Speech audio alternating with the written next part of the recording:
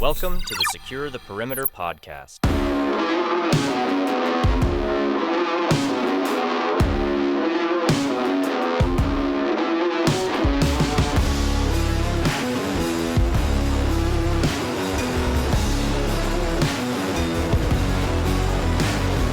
Hello, and thank you for joining the Secure the Perimeter podcast. Today's episode, we are going to talk about key components to effective business management. We get a lot of questions from people about, what are the key components of how I can manage my business? What are the things I should be focused on?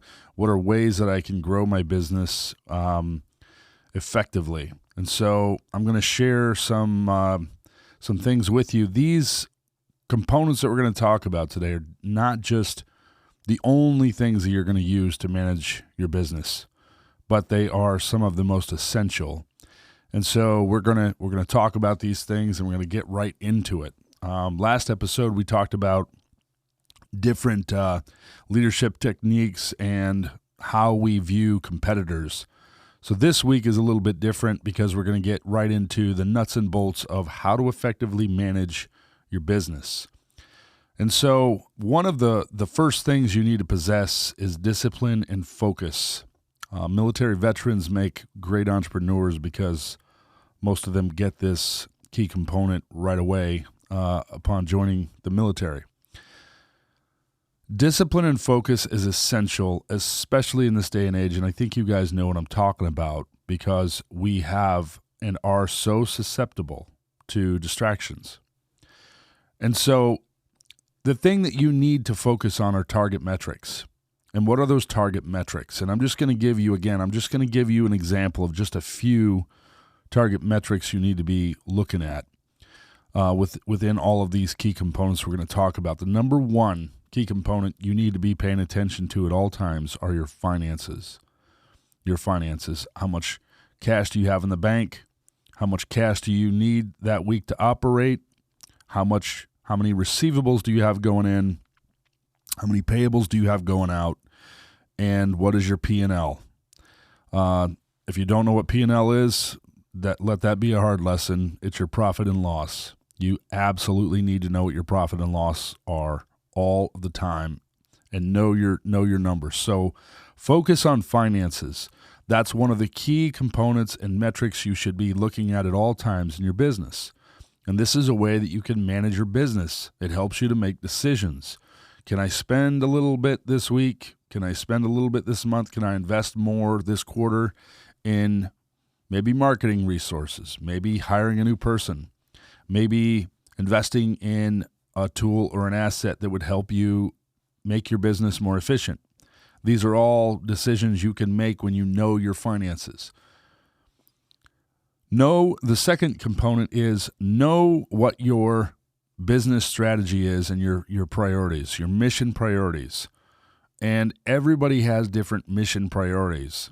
Whether, you're in a service-based business or you're in a business that deals with commodities, whatever the case may be, you have to know what your mission priorities are, and those have to be tied back to your strategy.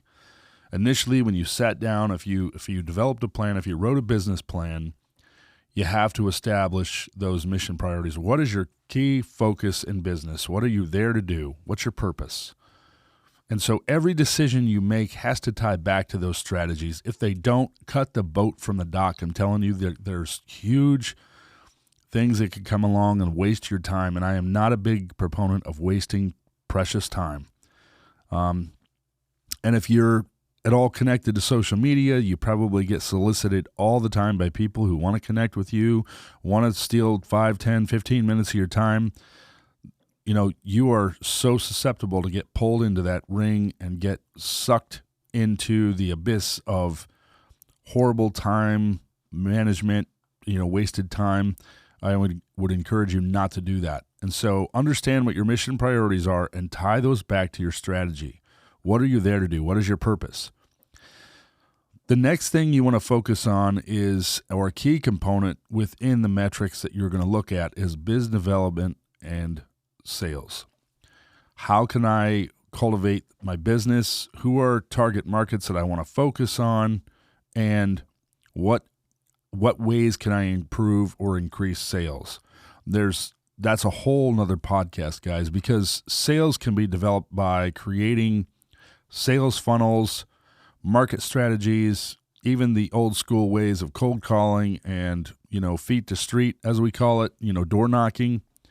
Those strategies are not very effective anymore as they used to be, back in the, 80s and 90s and maybe even early 2000. You could have door knocked and, put feet to street, or you could have cold called and got people on the phone. Today, you're not going to get people on the phone, and you're definitely not going to go door knocking and, get someone to open up their door and listen to your sales pitch. It's highly unlikely. Times have changed, technologies have changed, strategies have changed. And so you have to learn how to adapt to that. And we'll talk about adaptability and problem solving here in a minute. The fourth component within the discipline and focus category is customer support. You have to focus on your customer, what's important to your customer, and take care of the things that you need to take care of today. You'll have customers that will, come to the surface with needs. Hey, I know that, you guys take care of my heating and cooling. I have a furnace that's down. I need you to look at my furnace, or my air conditioning unit isn't working. And so you have to focus on customer support, and you have to take care of customers. Without customers, that you don't even have a need for a P&L, a profit and loss. And so that's just a fact.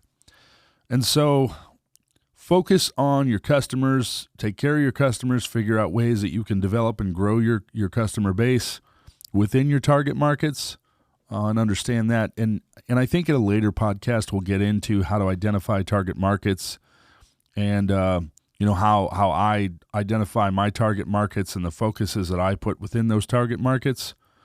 But definitely take care of your customers. The second component into managing a business effectively is leadership and team building. Leadership and team building. Leadership is a category all of in itself, and leadership can't just be taught out of a textbook. It has to be developed and learned over time, and it's really practical application. You're going to have to learn how to be a good leader in order to run an organization, because and I think Dakota Meyer touched on this in one of our last podcasts. Dakota said that there was a difference between knowledge and education, and I think he is exactly right. Education is something you get from practical application. Knowledge is something you get out of a textbook. And so, it's one thing to read the book and have the information, but it's another thing to get real-world experience. And so I think Dakota Meyer definitely nailed it when he talked about that difference between knowledge and education. Number one, to be a leader, you have to be integral. Number one, in any business, in any organization, even if you're an employee, you have to be integral. Otherwise, nobody can take your word to the bank. And I'm a big proponent in, if I say something, I execute, I do it, and I mean it. And I try to be integral. I try to be upfront and honest, and I try to start the transparency with any leader starts with yourself. It starts from within you. So to be a good leader, you have to be integral, and you have to take accountability for yourself. Number one. And I think too many people avoid this, and that is just the recipe for a bad disaster. If you've got someone within your organization who's not integral, who isn't honest, who won't, be forthright, won't own up to their own mistakes, won't be transparent within themselves, run far away from that leader. That's not an organization you want to be part of. And, in my own organization, I throw myself under the bus quite a bit. I try to be very transparent and upfront with people, open and honest. I admit my mistakes. I try to admit my mistakes fast because I want people to know that, look, I'm human. I make mistakes, but I'm going to take corrective action to get this thing back on track and not make that mistake again. Maybe I made a poor decision, or I made a decision that didn't result in the ultimate outcome of which I wanted or what I wanted. And so I admit that right away. Now, if you flip to the other side of that spectrum, Say you make a decision and it's the right decision, and someone maybe argued with you or disagreed, and don't stand on the soapbox and talk about how great you are, because I promise, as quick as you make a good decision, there's probably going to be a bad decision somewhere shortly behind that. We make thousands and thousands of decisions a day, and they're not always the right decision. So, be quick to adjust, but also, don't give someone a lot of rhetoric because they didn't make the right decision. Okay. Fail fast, move on. Cut the boat from the dock. I say that a lot, but, make the mistake, admit the mistake, and move on. And I think that's a key component in any organization, but it's also a fundamental within the skill sets that you have as a leader. A good leader will admit mistakes and be honest and forthright about those mistakes. So get that out of the way. Number 2, remove emotion. This is a big one. Too many people tie emotions to everything they do, and emotions have never won wars. I'm going to say that again. Emotions have never won wars, and they've never made successful companies. You have to remove emotion, because emotion comes with prejudice. Emotion comes with being biased, and you cannot be biased or prejudiced in a business. You just can't, guys. So, get rid of the emotion. It's okay to be passionate about something, but it's not okay to have emotion, and there's a big difference. I'm passionate about what I do. My passion is tied to my purpose, but I don't bring emotion into a meeting, because it gets me in trouble, because I have the, as well as everybody else, I have the vulnerability of being too heavily leaned toward making a decision because of emotion. And so that's got me in trouble more times than I can count. And I've seen this in other organizations. When people bring emotion into a meeting, it typically doesn't end well. There's people that argue, and then it escalates to shouting and screaming and throwing tantrums and all that stuff.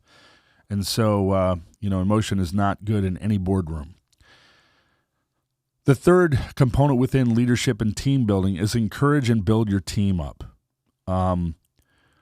I say this a lot, but, gratitude is free. It doesn't cost you any money. It doesn't cost you any real resources. It's free to give away, and I would encourage you to give gratitude to people as much as you possibly can, because in essence, it also builds you up and it fills your cup. As strange as it sounds, giving gratitude away to people lifts you up and encourages you as well. So it's kind of a multifaceted positive effect. And so find the good things in people and give them encouragement and build them up. Now, am I telling you to give gratitude away to somebody who made a mistake or, maybe did something wrong? No, but you can give gratitude away to the people that are doing a good job, and maybe something small. Hey, I thank you, for taking the initiative that you took, before the meeting today, where you wrote down, interesting things to bring into the meeting, or you did the thing, or you took care of the customer, or maybe you did something small for everybody in the office and brought in a box of donuts, whatever that is. Give gratitude away to people because it's free and it goes a long way. It's like planting flowers within your organization. I try to be encouraging and uplifting, because running a business is arduous and tough in of itself. And so if you give gratitude away, you kind of go around your office or your business and you plant flowers. Even if you cut down trees like my good friend Carl, give people encouragement. Hey, thanks for helping me sharpen my saw. Thank you for helping me get all my gear loaded and out of the way. Or thank you for coming over and help me remove all the brush out of the way so I can get to, the part of the tree that I'm trying to cut. Give gratitude away to people because it's free and it doesn't cost your business anything. And so you want to encourage and build your team constantly. It's like cultivating and plowing the field constantly. It's something you've got to do in your own business to groom your business. The next component within leadership and team building is to train both physically and intellectually. Sharpen your saw, they say. Go to the gym and work out. Me, I love to run. I run a lot. I average probably 30 miles a week, anywhere from 120 to 150 miles a month. I love to train. I love to work out at the gym. And so you've got to do that because working out builds your tenacity, your endurance, and quite honestly, it's very effective for your brain, and it helps you to think more. It helps you to think more clearly, and be more alert, and be less susceptible to get into the negative ditch. A lot of people that don't work out, suffer from postpartum, depression and things like that, or they get, discouraged quite easily. We're all vulnerable to that. But people who work out typically have a more clear, positive mindset. And so I would encourage you to physically work out, but also work out intellectually and train yourself. No matter what discipline, what business you're in, find new things about your business that are, new and upcoming trends. If you don't do this, I promise you're going to wake up one day and your business is going to be completely different, or the market has done a complete paradigm shift and you're left in the dust. You have to study, what the market trends are all the time, even if you're making cupcakes, I promise, because someone has figured out how to make a better, maybe gluten-free cupcake, and it's revolutionary and it takes their business to a whole different level. There's plenty of businesses who make cupcakes that have, grown their businesses exponentially. One in particular, Faithful Little Cupcake. It's a cupcake concept that took off like wildfire. And so understand that at all times and train all the time, physically and intellectually. The third component to managing a business effectively is adaptability and problem solving. And I want to get into this a little bit. You have to learn how to fight fires, because fires are going to come every single day in a business. There are things that will come in and knock you off canter if you're not paying attention. But also, this is a very delicate thing because fires come every day, you have to choose which fires you're going to fight and not insert yourself. And I am probably one of the biggest proponents in this. I have to avoid firefights because I have been known to insert myself and get into the wrong firefights. And then before I know it, the day has gone and I didn't get anything accomplished of what I originally set out to accomplish for the day. So learn how to fight fires. Prioritize these fires. If a big task comes or a big situation comes within your business, prioritize it. Number one, prioritize it. And so the way that I prioritize is I always tie it back to the mission. Is this essential for me to accomplish the mission in which I've set out to accomplish today?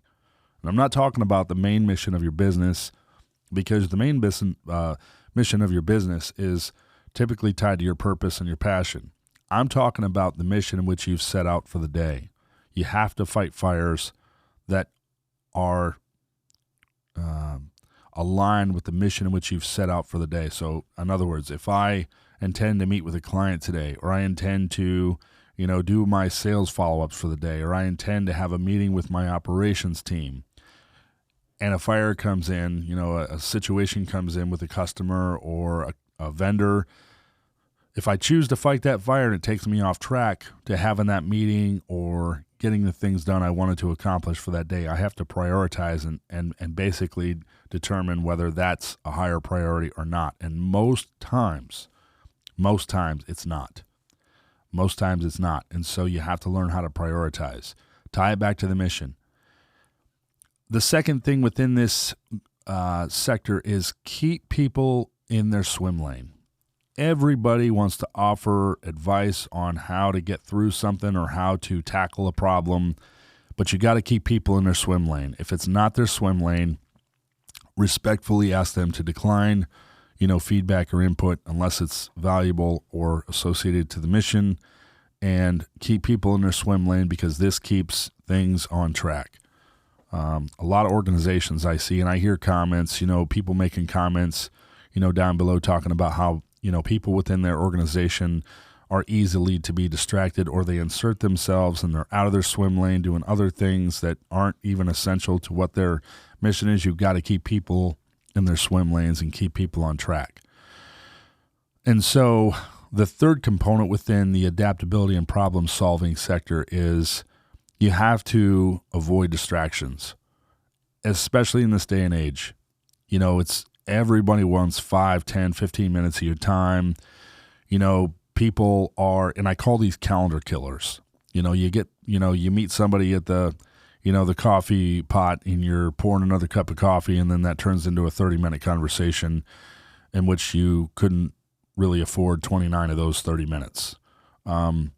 These are called calendar killers. Avoid calendar killers. Last-minute meeting requests, meetings that have no need, and I did this a lot, early in business. I would allow meetings that had no substance to them, and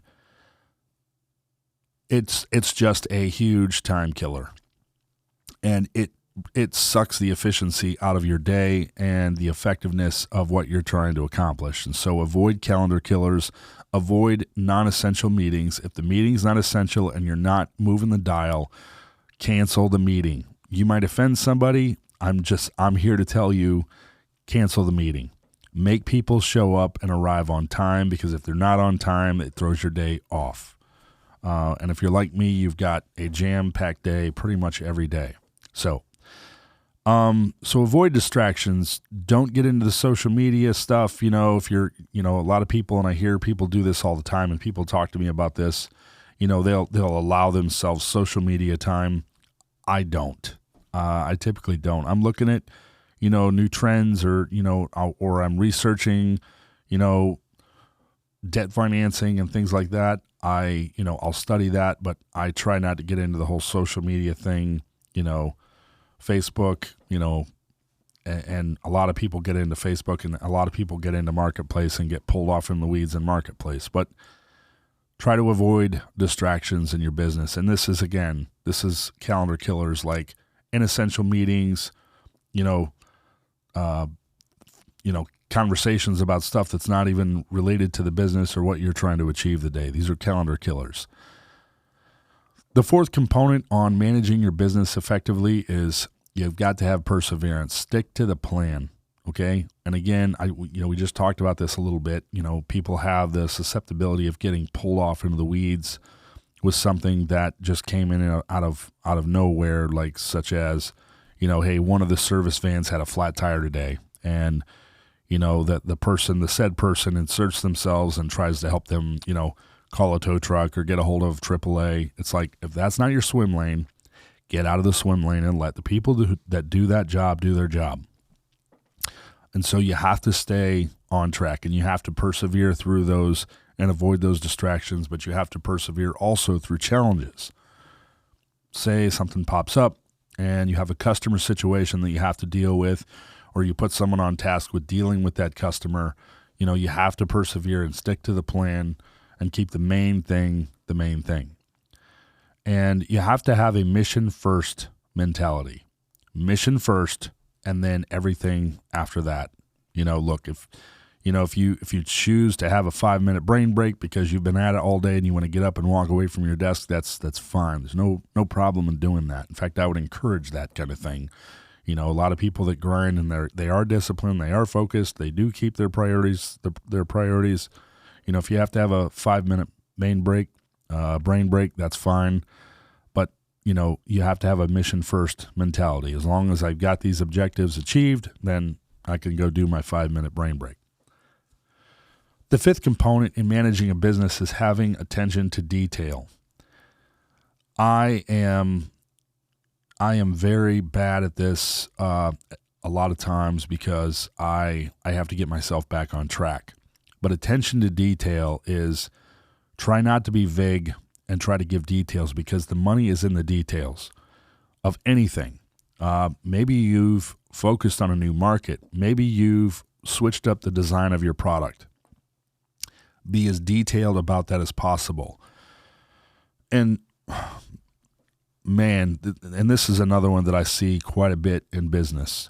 Read the email in its entirety, because if you just read the details, the information you're looking for is most likely in there.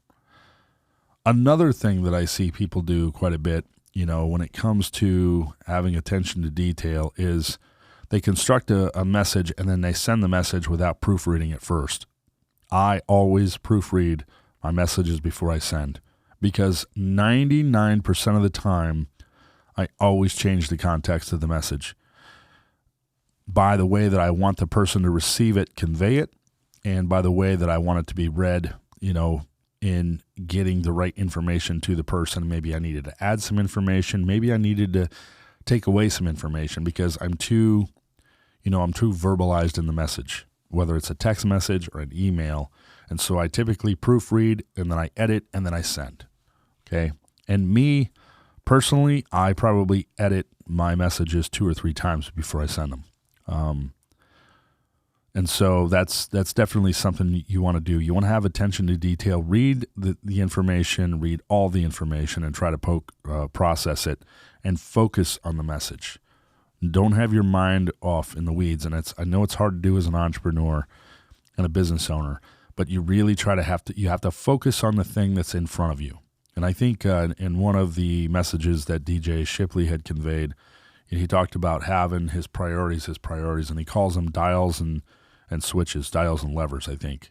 Switches and dials, something like that. But he basically mentally adjusts his dials. When he is off the clock from the office and he's on his way home, he decompresses and he shifts his mental focus toward his family. So that way when he goes in the door, he is family-oriented only, and he allows no distractions to come through, and I think that's great. And I think that's what every business owner should do. Turn those dials from 0 to 10 when you're with your family. Focus on your family. Don't be thinking about the office. And it's hard to do, but put the phone down. Man, when I first started my business, I really couldn't afford to be away from my phone because I needed that customer sale. I needed that deal to come through. But the more you go along, the more you realize it can wait till tomorrow. Put the phone down. And you can't do that. You can't have good attention to detail if you're so scatterbrained or you're trying to do what they call multitasking, which if you've listened to my podcast in the past, you'll know that I do not believe in multitasking. I think it's a facade. I think it's nonsense. People don't multitask well. I don't care who they are or what they say. You have to focus on the thing that's in front of you 100%, or you're not going to be engaged. The last component, the 6th component of managing your business effectively is time management, which coincides with pretty much everything that I've said thus far. Manage your time better.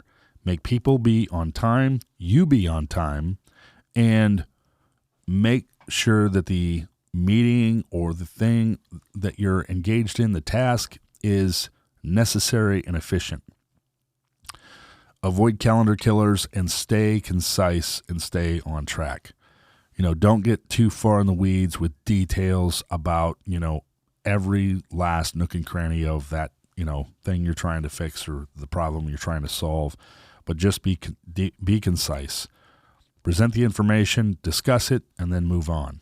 Present the information, discuss it, and move on.